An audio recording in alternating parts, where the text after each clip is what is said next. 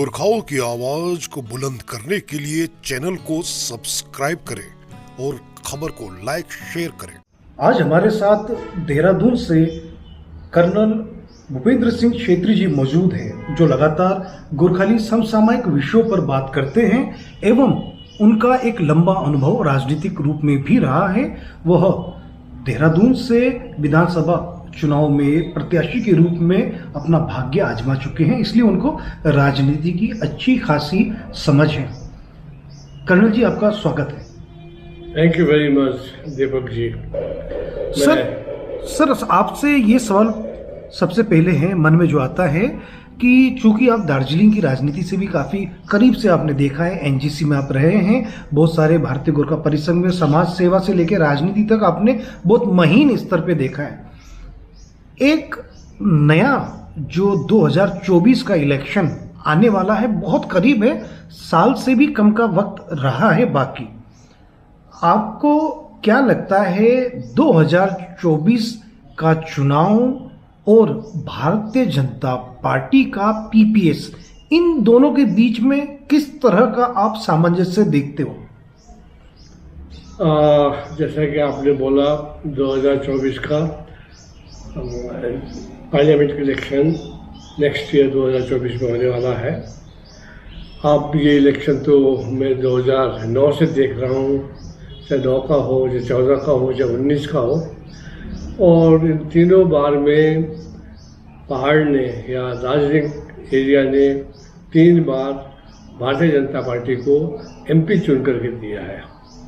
अभी चौथी बार हो रहा है, हैट्रिक तो हो चुका है, हैट्रिक प्लस होना अब बाकी है। आपने बोला पीपीएस, परमानेंट पॉलिटिकल सोल्यूशन। अब मैं यहाँ पर इसको 2 भागों में बांटूंगा। एक है प्रधानमंत्री जी ने अपना एक बार बोला था उन्होंने अपने भाषण में कि गोरखाओं का सपना मेरा सपना। एक बात तो ये है, और दूसरा जो 2019 का इलेक्शन हुआ था उसमें उन लोगों ने परमानेंट पॉलिटिकल सोल्यूशन के बारे में अपने शपथ पत्र बोलो या घोषणा पत्र बोलो या फिर संकल्प पत्र बोलो, उसके अंदर उन्होंने लिख करके ये भारतीय गोरखाओं को एक प्रस्तुति दिया था, एक ज्ञापन दिया था। अभी 2 बातें हैं, एक है गोरखाओं का सपना मेरा सपना एंड परमानेंट पॉलिटिकल सोल्यूशन। ये 2 अलग अलग पहलू हैं। एक का संबंध है समाज शास्त्र से या सोशल साइंस से, यानी कि गोरखाओं का सपना मेरा सपना को मैं समाज शास्त्र से जोड़ के देखूंगा या सोशल साइंस से जोड़ के देखूंगा। और दूसरा है पीपीएस, परमानेंट पॉलिटिकल सोल्यूशन को मैं पॉलिटिकल साइंस के रूप में देखूंगा या राजनीतिक दृष्टिकोण से देखूंगा मैं। अब इसको 2 अलग अलग चश्मे से देखना पड़ेगा आपको। गलती क्या हो रहा है कि इन दोनों को हम एक ही चश्मे से देखने की कोशिश कर रहे हैं। अब एक ही चश्मे से देखेंगे तो धुंधलाहट होना बहुत जरूरी है, हमको डिवाइड करना पड़ेगा। एक है गोरखाओं का सपना मेरा सपना। अब गोरखाओं का सपना क्या है? गोरखाओं का सपना है उसका आर्थिक स्थिति को सुधारना, उसका सामाजिक स्थिति को सुधारना, उसके लेबर प्रॉब्लम्स हैं टी गार्डन में, उसके ज़मीन के पट्टा के बारे में प्रॉब्लम है, या उसके क्या बोलते हैं 6 शेड्यूल हो सकता है, या 11 जनजातियों का प्रॉब्लम हो सकता है, या टी गार्डन का उत्थान हो सकता है, या टी फैक्ट्री का उत्थान हो सकता है, या संकोना का जो गार्डन है उसका उत्थान हो सकता है। ये सब गोरखाओं का सपना है। वो चाहते हैं कि मेरा सपना पूरा हो करके, लेकिन ये सामाजिक सब्जेक्ट है, ये समाज शास्त्र के नीचे आता है। और दूसरा है परमानेंट पॉलिटिकल सोल्यूशन। ये जो समाधान है ये परमानेंट पॉलिटिकल सोल्यूशन नहीं है। परमानेंट पॉलिटिकल सोल्यूशन है जो वैक्सीन प्रॉब्लम है, जो बहुत लंबा गोरखाओं का डिमांड है, उनका जो मांग है वो है उनका गोरखालैंड का मांग है, वो पॉलिटिकल इशू है। और इन दोनों को अलग अलग तरीके से अलग अलग संस्थाओं को एडजस्ट करना पड़ेगा। हो क्या रहा है, सामाजिक संस्था भी पॉलिटिकल के सब्जेक्ट के ऊपर आकर के घुस जाते हैं और पॉलिटिकल पार्टी भी सामाजिक संस्था के अंदर घुस जाते हैं। तो मैं तो ये कहूँगा हाथ जोड़ करके पहाड़ और दुगों से तराई के हमारे जनमानस को कि पॉलिटिकल इशू को पॉलिटिकल पार्टी को एड्रेस करना चाहिए और सोशल इशू को सोशलाइज्ड जो सोसाइटी है, एनजीओज है, सोशल ऑर्गेनाइजेशंस है, सोशल संगठन है, उनको एड्रेस करना चाहिए और दोनों का समन्वय होकर के बाद में फिर हम लोग फाइनल एक किसी निष्कर्ष में पहुंच सकते हैं, मेरा विचार है। अब ये बार बार सवाल आता है कि पीपीएस क्या है, पीपीएस क्या है, पीपीएस क्या है, उसकी डेफिनेशन मांग रहे हैं। मैं ये कहना चाहता हूँ PPS is a permanent political solution, अस्थाई राजनीतिक समाधान। क्या है अस्थाई राजनीतिक समाधान? अस्थाई राजनीतिक समाधान है गोरखालैंड का बनना, बंगाल से अलग होकर के, या गोरखालैंड एज ए स्टेट बनना, या Gorkhaland as a unit territory बनना ही परमानेंट पॉलिटिकल सोल्यूशन है। 2024 के आम लोकसभा चुनाव से पहले क्या आपको लगता है कि इस तरह से पीपीएस जमीनी रूप से पहाड़ के लोगों को मिल सकता है? क्या लगता है? क्योंकि इससे पहले भी देश के प्रधानमंत्री नरेंद्र मोदी ने गोरखाओं का सपना मेरा सपना, साथ ही साथ उसके अलावा पीपीएस की भी उन्होंने बात कहीं ना कहीं अपने घोषणा पत्र में लिखी। आपको क्या लगता है कि 2024 तक तो वेट कर लिया, 2024 के लिए वहां का मनोदशा क्या है, और क्या आप मानते हैं कि अगर देरी हो रही है तो कहां पे और किस तरह की देरी हो रही है? देखो, अब समस्या जैसे जम्मू कश्मीर का समस्या था, लद्दाख का समस्या था, भारत सरकार ने वहाँ से 370 को हटा करके जम्मू कश्मीर को अलग से एक यूटी बना दिया और लद्दाख को अलग से यूटी बना दिया है। ये पॉलिटिकल सोल्यूशन है, this is the political solution. ऐसे ही पॉलिटिकल सोल्यूशन पहाड़ डोर से तराई का हो सकता है, यानी कि बंगाल से अलग करके गोरखालैंड का निर्माण हो सकता है, होना चाहिए या हो सकता है। अब इसके लिए वो कटिबद्ध है, उन्होंने अपने घोषणा पत्र में लिखा है। आज के तारीख में भारतीय जनता पार्टी जो है इस वक्त पूर्ण बहुमत में है और ये हमारे संविधान के अधीन आता है। एक राज्य का निर्माण करना संविधान के अधीन आता है। संविधान जो है आपको ताकत दे रही है इस काम को करने के लिए। आपने केवल इसको लोकसभा में और राज्यसभा में इस सब्जेक्ट को ला करके डिस्कस करना है। डिस्कस करने के बाद में और पार्टी का कंसेशन लेना है, और पार्टी का कंसेशन लेने के बाद इसके ऊपर निर्णय लिया जा सकता है। अब ये काम को डिले कर रहे हैं आप अपने घोषणा पत्र में लिख के दे रहे हैं और उससे आप उसके ऊपर कार्रवाई नहीं कर रहे हैं, तो फिर आपका विश्वसनीयता खत्म हो जाएगा। हम आपके ऊपर विश्वास करके बैठे हुए हैं, जितने भी लोग हैं, हिल्स के लोग हैं, आपके ऊपर विश्वास करके बैठे हुए हैं कि परमानेंट पॉलिटिकल सोल्यूशन होके रहेगा क्या करके। अब सवाल रहा कि 2024 से पहले होगा या 2000 बाद में होगा, अब ये तो आने वाला समय ही बताएगा। लेकिन इस समस्या का अगर जो भारतीय जनता पार्टी इसको एड्रेस करती है तो मैं समझता हूँ इसका फायदा इनको आने वाले लोकसभा में अवश्य ही मिलेगा। सर, साथ ही साथ 2024 के चुनाव के लिए दार्जिलिंग की सभी राजनीतिक पार्टी अभी से कमर कस रही है। आपको क्या लगता है आने वाले दिनों में दार्जिलिंग की राजनीति किस दिशा या किस करवट मोड़ अपना मोड़ेगी? देखो, 2009, 2014, 2019 इस तीनों लोकसभा चुनाव पर दार्जिलिंग के वासिंदों ने, वहाँ के वोटर्स ने, वहाँ के मतदाताओं ने दिल खोल करके भारतीय जनता पार्टी का समर्थन किया है, उनको एमपी दिया उनको। अब सवाल आता है 2024 में, आज तक वहाँ के जो मतदाता है, वहाँ के जो जनता है, वहाँ का जो जनमानस है, वो भारतीय जनता पार्टी के ऊपर विश्वास, आज भी विश्वास लेके बैठी हुई है। इनको अपने इलेक्शन में जाने से पहले इस बात को स्पष्ट रूप से समाज के सामने रखना पड़ेगा, जनता के सामने रखना पड़ेगा। यदि इसमें डिले करेंगे तो हो सकता है इसका खामियाजा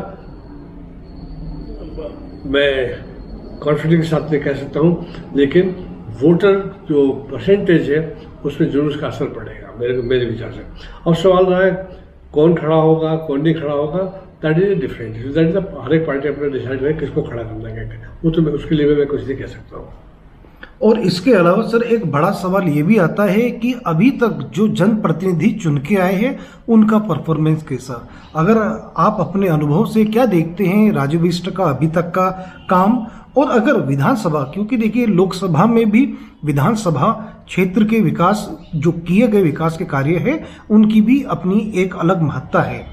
आपको क्या लगता है कि कालिम्पोंग के जो विधायक है रोदेन सादा लेप्चा, दार्जिलिंग के जो विधायक है नीरज जिम्बा तामांग, और साथ ही साथ खरसेंग के जो विधायक है बीपी बाजगई, जिनको लोकप्रिय नाम कहा जाता है विष्णु प्रसाद शर्मा, और इनके ऊपर इनके साथ जो लोकसभा क्षेत्र के सांसद राजू बिष्ट, किस तरह से आप देखते हैं इनका कार्यकाल और किस तरह से ये कार्य कर रहे हैं? आपको क्या लगता है, आपका अनुभव क्या कहता है राजनीतिक सूझबूझ के साथ? देखिए, जो कालिम्पोंग के जो विधायक हैं वो तो भारतीय जनता पार्टी के नहीं है, लेकिन जो विधायक दार्जिलिंग के हैं और जो विधायक खरसांग के हैं वो भारतीय जनता पार्टी के, उनका कैंडिडेट है। और पूरे इलाके के जो एमपी हैं राजू बिष्ट जी, वो है भारतीय जनता पार्टी के। इसका मतलब ये हुआ कि 3 विधायक में से 2 विधायक भारतीय जनता पार्टी के पास है और एक उनका लोकसभा उनके भारतीय जनता पार्टी के पास है। तो भारतीय जनता पार्टी का पलड़ा तो भारी है। अब इस पलड़े को और भारी बनाने के लिए ये दोनों विधायकों को और तीसरा जो हमारा क्या बोलते हैं एमपी है, जो हमारा एमपी है, इनको और जोर से काम करना पड़ेगा। विकास के नाम पर आप वोट मत मांगिए, मैं बोल रहा हूँ, विकास तो होना ही है। विकास के अलावा इनकी मनोकामना क्या है, इसको खंगालना पड़ेगा। उनकी जनता क्या बोल रही है, जो वोटर है, जो टी गार्डन में जो वोट डालता है, जो मजदूर है, जो गांव बस्ती में रहता है, वो क्या सोचता है। ये शहर की बात मत कीजिए आप, मैं बिल्कुल बोल रहा हूँ, बिल्कुल बस्ती बस्ती में जाके देखिए, हर बस्ती में हर बच्चा जो है, हर नारी जो है, हर नर जो है, ये बोल रहा है कि हमारे को एक इंडिपेंडेंट गोरखालैंड होना चाहिए, या गोरखालैंड एज ए स्टेट या Gorkhaland as a union territory. Because इन लोगों के साथ वेस्ट बंगाल ने राइट फ्रॉम इंडिपेंडेंस लेकर के आज तक उनका ऐसा अनुमान, उनका ऐसा अनुभव है, उन लोगों का ऐसा विचार है कि उनके साथ सौतेला व्यवहार हो रहा है। ये सौतेला व्यवहार को ख़त्म करने के लिए भारतीय जनता पार्टी को, जो आखिरी छोर में बैठा हुआ आदमी है, जो गरीब आदमी है, उसकी मनोकामना को पूरा करने का पूरा प्रयास करना चाहिए। यही हमारा लोकतंत्र बोलता है, यही हमारा कॉन्स्टिट्यूशन बोलता है, यही हमारी क्या बोलते हैं, जो जिसके ऊपर, जिस आधार के ऊपर हमारी पूरी राजनीति बैठी हुई है, वो भी यही बोलता है कि जो आखिरी छोर में बैठा हुआ आदमी है, जो गरीब आदमी जो आखिरी छोर में बैठा हुआ है, उसकी मनोकामना को पूरा करना, वो क्या चाह रहा है, उसकी चाह को टटोलना है और टटोल के उसको उसके ऊपर कार्रवाई होनी चाहिए, मेरे विचार है। जिस प्रकार से लद्दाख के लोग अलग होना चाह रहे हैं जम्मू कश्मीर से, बहुत बड़ी इच्छा थी उन लोगों की, आज उनकी इच्छा पूरी हो गई है। अब डेवलपमेंट तो हो गई ना, डेवलपमेंट तो होता रहेगा, उसमें होता रहेंगे, लेकिन जिस एक किस्म के जंजाल में लोग फंसे हुए थे, उसमें से बाहर निकल गए लोग, और जैसे वो बाहर निकले उनका ऐसा अनुभव हुआ कि हम लोग स्वच्छंद हो गए, हम लोग स्वतंत्र हो गए, अब हम अपना काम अपनी मर्जी से कर सकते हैं, अपना प्रतिनिधि अपनी मर्जी से चुन सकते हैं, अपना विकास भी तरीके से कर सकते हैं, अपना भाषा, अपना खान पान, अपना वेशभूषा, अपना रीति रिवाज, अपना तीज त्यौहार अपने तरीके से मना सकते हैं। ये हर आदमी का एक मनोकामना होता है, हर सिटीजन का एक मनोकामना होता है, उसको पूरा करना चाहिए भारतीय जनता पार्टी, मेरे विचार से। जिस तरह से एक उम्मीद के साथ एक गोरखा पुत्र सांसद राजू बिष्ट लोकसभा से चुने गए पूरे पश्चिम बंगाल में रिकॉर्ड तोड़ वोटों से अब तक के इतिहास में जीतने वाले सांसद बने दार्जिलिंग क्षेत्र से।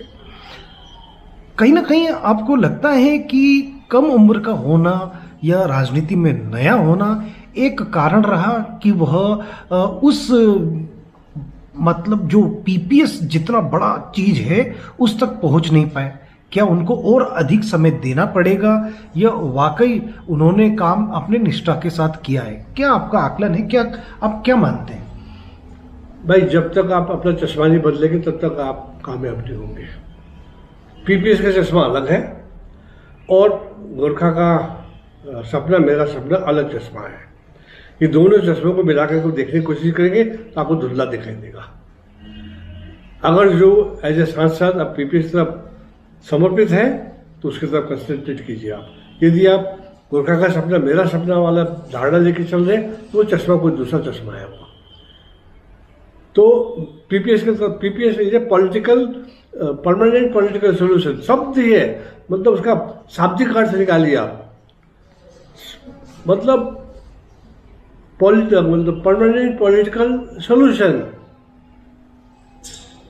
अस्थायी राजनीतिक समाधान, एक शब्द है वो। और क्या होता है पॉलिटिकल सोल्यूशन? क्या हो सकता है? वहाँ कोई चाय बगान में पेड़ लगाना है पॉलिटिकल सोल्यूशन? या वहाँ पर क्या बोलते हैं पट्टा बांटना है, या 11 जनजाति को देना है, या 6 शेड्यूल को लगाना है? ये है क्या परमानेंट पॉलिटिकल सोल्यूशन? ये तो गोरखा का सपना है वो। तो अलग चश्मा पहनना पड़ेगा हमारे क्या बोलते हैं जो भी सांसद जी है या जो सांसद बन के आएंगे उनको, या जो भी पॉलिटिकल पार्टी है उसको अपना चश्मा बदलना पड़ेगा। अगर चश्मा नहीं बदलेंगे, एक ही चश्मा से देखेंगे तो उसको धुंधला दिखाई देगा मेरे विचार से, और धुंधला दिखाई दे रहा है उनको। अभी तक साथ ही साथ अगर हम बात करें कि पीपीएस की हम बात कर लेते हैं, लेकिन एक तरफ जीटीए, आपको लगता है कि जब तक जीटीए का वजूद है तो पीपीएस केंद्र सरकार नहीं दे पाएगी, या कहीं ना कहीं अड़चन तो है? जब तक जीटीए है तब तक एक नया सेटअप या एक नया पीपीएस के रूप में नया समाधान किस तरह दे सकते हैं? आपको लगता है कि जीटीए इसके लिए एक मुश्किल हालात पैदा करता है? वहीं विपक्षों का ये भी कहना है कि जीटीए विकास के लिए काम करता है, इसका बना रहना जरूरी है। फिर वही कह रहा हूं मैं आपसे, जीटीए दूसरा चश्मा है, परमानेंट पॉलिटिकल सोल्यूशन दूसरा चश्मा है। अब जीटीए भी तो हमने लिया है, हमारे लीडर ने जाकर, हमारे पॉलिटिकल लीडर ने, उन्होंने एक्सेप्ट किया जीटीए को, किसी और ने किया है क्या? उसके बाद अब जीटीए को आप पीपीएस से मत जोड़िए, मैं बता रहा हूँ आपको। जहाँ जीटीए कुछ और है, जीटीए जो है अपना विकास के लिए है, वहाँ पर इलेक्शन कराना है या नगर निगम का कराना है या ग्राम पंचायत का कराना है, इस प्रकार के काम के लिए शायद जीटीए बना होगा, या छोटे बड़े पुल बनाना है, सड़क बनाना है या स्कूल बनाना है। इस काम के लिए अगर जीटीए को बनाया गया है तो वो परमानेंट पॉलिटिकल सोल्यूशन नहीं है वो। और दूसरा बात क्या है कि जो आप बाल रहे हो कि ये संभव है, यह एक कॉन्स्टिट्यूशनल स्टडी का सब्जेक्ट है। मैं कॉन्स्टिट्यूशन में इतना एक्सपर्ट नहीं हूँ, तो क्या जीटीए जो है पीपीएस के सामने आड़े हाथ आ रहा है, ये कॉन्स्टिट्यूशन बताएगा, मैं नहीं बता पाऊंगा इस बात को। आपको फिर भी लगता है कि जीटीए की आपने बात करी कि जीटीए चलता रहे, अगर पीपीएस भी हो जाएगा उसके अंदर भी जीटीए की संभावना देखते हो आप? अब ये तो कॉन्स्टिट्यूशन बात पूछते आप मेरे को, उसका क्या बनता है मुझे क्या पता। अब जब वहाँ गवर्नर का राज बनेगा, अगर जो यूनियन टेरिटरी बनता है तो उसका अपना तरीका होगा काम करने का। अगर जो वहाँ पर गोरखालैंड स्टेट बनता है तो उसके चीफ मिनिस्टर बनेंगे वहाँ पर। अब वो तो उसके बाद में होगा ना। मैं अभी क्या बोल सकता हूँ जीटीए का वजूद में। पहले क्या था आपका डीजीएससी था, वो खत्म हुआ, जीटीए आया, अब ये भी खत्म हो जाएगा। अब इसके विषय में कुछ नहीं कह सकता क्योंकि ये तो कॉन्स्टिट्यूशनल अपॉइंटमेंट है, कॉन्स्टिट्यूशन ने पास करके अपॉइंटमेंट बनाया है। अब कॉन्स्टिट्यूशन को देखना पड़ेगा कि जब क्या बोलते हैं परमानेंट पॉलिटिकल सॉल्यूशंस वजूद में आता है, चाहे वो यूनियन टेरिटरी के रूप में आए, चाहे वो गोरखालैंड के रूप में आए, उसके बाद जीटीए का क्या वजूद बनता है, इस विषय में अभी बोलना मेरे लिए आसान नहीं है। ये कॉन्स्टिट्यूशनल पॉइंट ऑफ व्यू से होगा। और क्या बोलते हैं आपको सर क्या लगता है कर्नल साहब कि जिस तरह से पंचायत चुनाव की सुबगाहट है दार्जिलिंग पहाड़ समेत पूरे पश्चिम बंगाल राज्य में। धीरे धीरे करके पंचायत चुनाव, जीटीए जो विकास के छोटे मोटे या बड़े भी काम करती हैं, ऐसे सेटअप को लगातार मजबूत करने की दिशा में राज्य सरकार काम कर रही है। लेकिन केंद्र सरकार एक बहुत बड़ा जो व्यापक उन्होंने एक बात कही, उसको लेके उतना संजीदा नहीं दिखाई दे रहे हैं। क्या आपको लगता है कि इस बनते हालत से भाजपा को विपक्षी दल पहाड़ में भी चौंका सकते हैं या कम से कम उनको टक्कर दे सकते हैं? संभव है। अगर जो आपने बोला है कि गोरखा का सपना मेरा सपना है, आपने कितने सपने पूरे किए हुए उनके, वो सवाल पूछा जाएगा भाई, वोटर तो पूछेगा। आपने बोला कि हमारा जो ध्येय है वो है परमानेंट पॉलिटिकल सोल्यूशन, तो पूछा जाएगा आपने परमानेंट पॉलिटिकल सोल्यूशन क्या क्या क्या करके। आप फुल उसमें हो, क्या बोलते हैं, संख्या में हो पार्लियामेंट के अंदर, चाहे लोकसभा हो चाहे विधानसभा हो, क्या बोलते हैं, चाहे विधानसभा हो, विधानसभा नहीं राज्यसभा हो, आप पूरे पावर में हो। आपने क्या किया? अगर आपने नहीं किया है तो फिर क्यों बोला आपने? अगर जो बोला है तो पूरा कीजिए। नहीं पूरा कर पा रहे उसके लिए कारण तो बताइए जनता को कि भाई ये कारण है, ये मेरी अड़चन है, ये भी नहीं बता रहे आप आकर के। कभी बोलते हैं 11 जनजाति की बात उठा कर खड़े हो जाते हैं, कभी बोलते हैं कि हम 62 को उठा कर खड़े हो जाते हैं, कभी वो सिकोना के बारे में खड़े हो जाते हैं, कभी चाय बगान के बारे में खड़े हो जाते हैं, कभी पट्टा पट्टा के बारे में खड़े हो जाते हैं। तो ये बहानाबाजी नहीं करना चाहिए, बिल्कुल क्लियर कट होना चाहिए बात वहाँ पर मेरे विचार से। अगर जो जनता के पास जाना है मैंडेट लेने के लिए तो आपको अपना होमवर्क करना पड़ेगा। अदरवाइज मैं ये नहीं कह रहा हूँ कि बहुत बड़ा नुकसान होगा, लेकिन थोड़ा बहुत इफेक्ट हो सकता है यदि आप अपने मैंडेट को बिल्कुल क्लियरली नहीं करेंगे, क्योंकि आपको वादा है, ये आपने बोला है गोरखा का सपना मेरा सपना है, आपने बोला है परमानेंट पॉलिटिकल सोल्यूशन है मेरा इरादा। तब इस दिशा में आपने क्या काम किया है वो दिखाना पड़ेगा, बताना पड़ेगा आपको मेरे विचार से। जी चलिए, आपने सर बहुत अच्छी जानकारी दी, सारे मुद्दों पे हमारी बात हुई। आपका बहुत बहुत धन्यवाद sir. Thank you very much.